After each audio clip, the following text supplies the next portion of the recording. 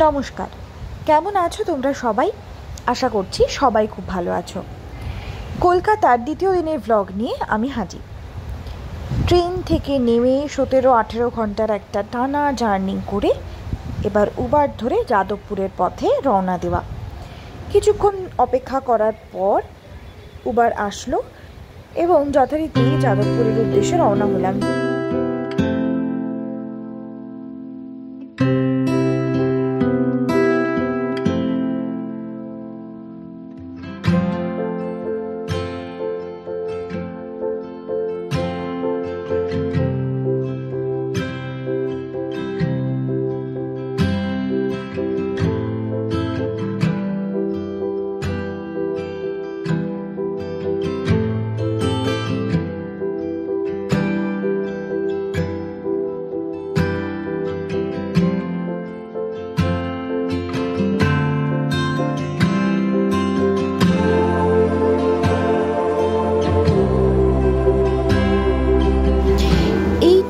প্রায় 3-4বার কলকাতা যাওয়া হলেও আমি না কখনো সেভাবে কলকাতা ঘুরে দেখিনি।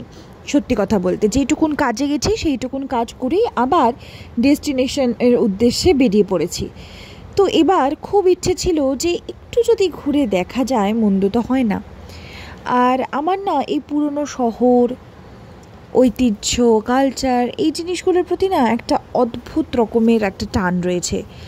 কলকাতা ঢুকেই যখন সেই পুরনো বিল্ডিং, হলুদ ট্যাক্সি, ট্রাম লাইন এগুলো চোখে পড়ছিল, মনে হচ্ছিল ঠিক আছে, চেষ্টা করে দেখবো এবার অল্প হলেও এক্সপ্লোর করার। তো হ্যাঁ, যা যা ঘুরেছি, যে কোনো জায়গায় আমরা গেছি, সেই জায়গাগুলোর ছোট ছোট ক্লিপিংস তোমাদের সাথে শেয়ার করার চেষ্টা করব।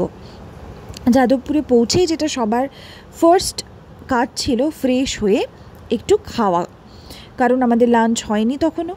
লাঞ্চ করেই আমরা ঠিক করেছিলাম যে ঘুমিয়ে ফালতু এই ওই করে কোনো রকম সময় নষ্ট করব না, করে বেরিয়ে পড়েছিলাম ঘুরতে। তো সেদিন সবাই বলেছিল যে জার্নি করে এসেই খুব হেকটিক শিডিউলের মধ্যে কোনো কিছু ফিক্স না করে অল্প আশেপাশে ঘুরে আসতে। তাই আমরা ভাবলাম যে কাছে রবীন্দ্র সরোবর লেক আছে, তো একটু ঘুরেই আসি।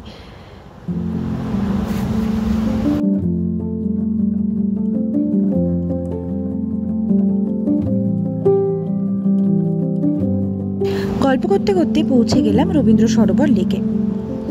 একটু মেঘাচ্ছন্ন ওয়েদারটা থাকাতে আমরা বেরোতে পেরেছিলাম, না হলে তো অত গরমে কোথাও ঘুরতে যাওয়ার ইচ্ছেও করে না। সত্যি কথা বলতে বেশ ভালোই লেগেছিল। কত নামনা জানা পাখি, কত নতুন মানুষ।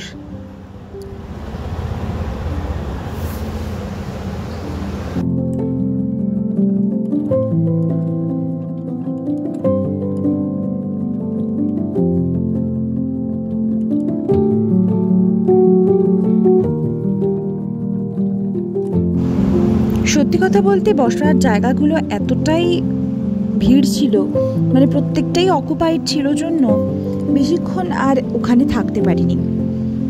অল্প কিছুক্ষণ বসে ওই একটা সুন্দর হাওয়া দিচ্ছিল, সেই হাওয়াটাকে উপভোগ করে বলা ভালো বেরিয়ে পড়েছিলাম।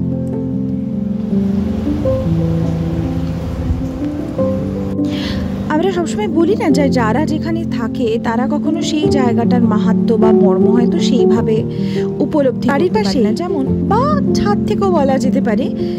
ওই পাহাড়টা দেখা যায় জন্য হয়তো দার্জিলিং যে যেতেই হবে, সেই যে একটা ভয়াবহ টান, সেটা হয়তো আমরা অতটা ফিল করি না। কিন্তু যারা বাইরে থেকে আসে তাদের মনে হয় যে দার্জিলিং এখনো যাওয়া হয়নি, দার্জিলিং তো যেতেই হবে। তো আমার কাছেও খানিকটা এরকম ছিল, ওই দাঁত থাকতে দাঁতের মর্ম না বোঝার মতন খানিকটা। তো এখানে কিছুক্ষণ সময় কাটিয়ে, সত্যি কথা বলতে ওয়েদার ভালো ছিল জন্যই বোধহয় ওই এত সুন্দর সন্ধে সন্ধে বিকেল বিকেল দিকে হাওয়া দিচ্ছিল, যেটা আমি সত্যি খুব ভালো মতন করে উপভোগ করেছি। বেশ কিছুক্ষণ সময় কাটানোর পর হাওয়া খেয়ে খানিকটা বসে রেস্ট করে বেরিয়ে পড়লাম। নেক্সট ভেবেছিলাম যে সদন, নন্দন ওদিকটায় যাব, বাট এক বন্ধুর সাথে দেখা করার কথার জন্য প্ল্যানের কিছুটা চেঞ্জ হয়। তাই ভাবলাম যে ওখান থেকে একটু মার্কেট বা বাজারগুলো একটু যদি এক্সপ্লোর করতে পারি। বেশ অনেকটা হেঁটে তারপর গড়িয়া, গোল পার্ক ওই দিকের উদ্দেশ্যে আমরা রওনা হই।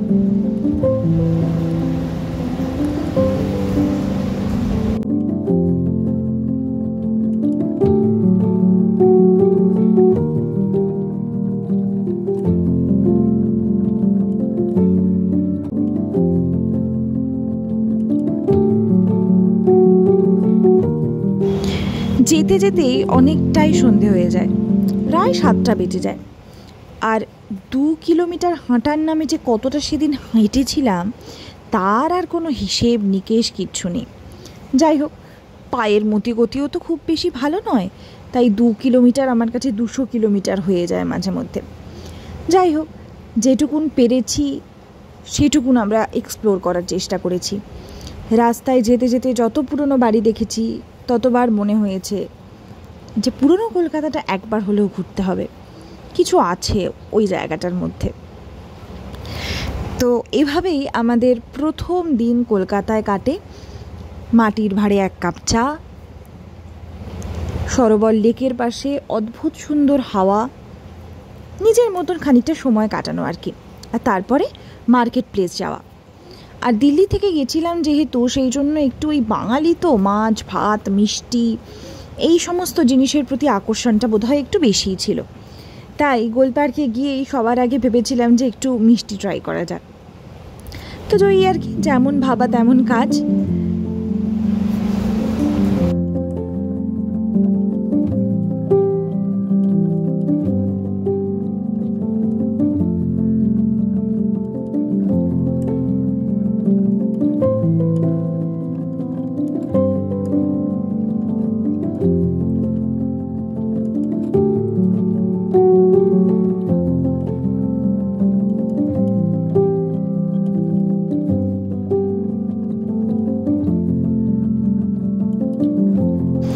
গাঙ্গুরামে গিয়ে অল্প কিছু মিষ্টি ট্রাই করলাম এবং তারপরে ভাবলাম যে বাস, আজকের প্রথম দিনটা এইটুকুনি আমরা শেষ করতে পারি।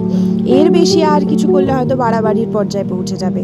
একদিনে অতিরিক্ত কোনোটাই হয়তো শরীর আর সহ্য করতে নাও পারতে পারে, কারণ পরের দিনই ছিল আমার রিহার্সাল, সকাল সকাল বেরিয়ে যাওয়া।